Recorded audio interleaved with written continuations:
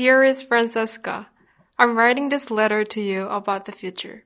I'm looking at it through the lens of my word. Through the lens of cinema, which has been at the center of that word.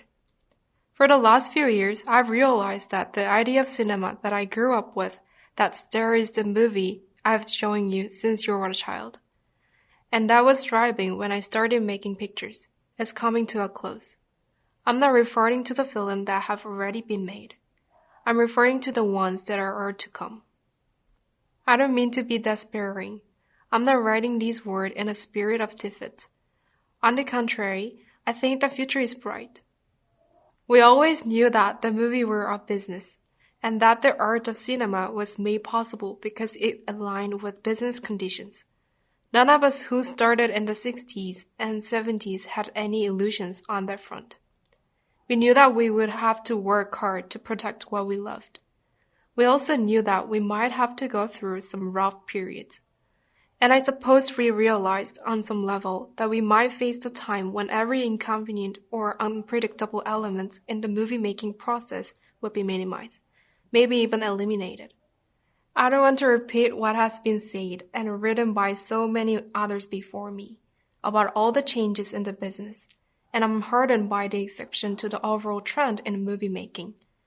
Wes Anderson, Richard Linklater, David Fincher, Alexander Payne, the Coen brothers, James Gray, and Paul Thomas Anderson are all managing to get pictures made, and Paul not only got the master made in 17mm, he even got it shown that way in a few cities. Anyone who cares about cinema should be thankful. And I'm also moved by the artists who are continuing to get their pictures made all over the world, in France, in South Korea, in England, in Japan, in Africa.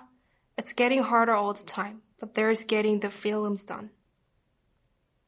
But I don't think I'm being pessimistic when I say that the art of cinema and the movie business are now at the crossroads.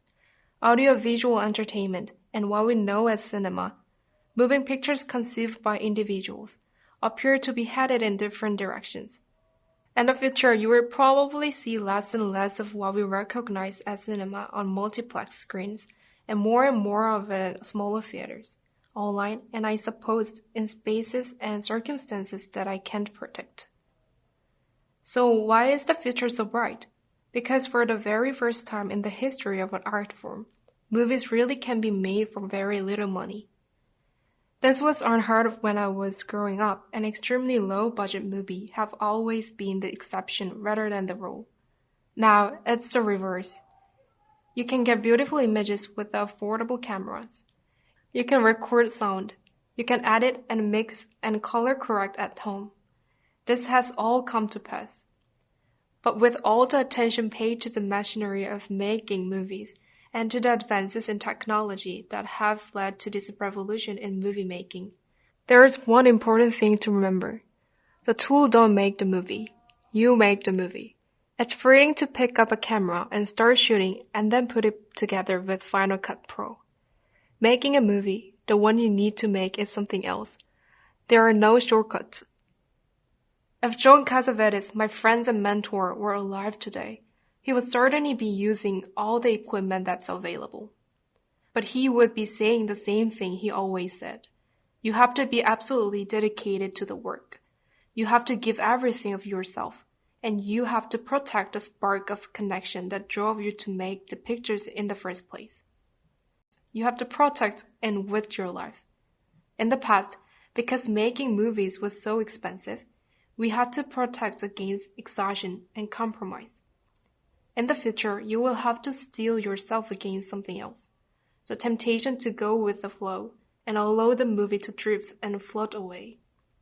This isn't just a matter of cinema. There are no shortcuts to anything. I'm not saying that everything has to be difficult.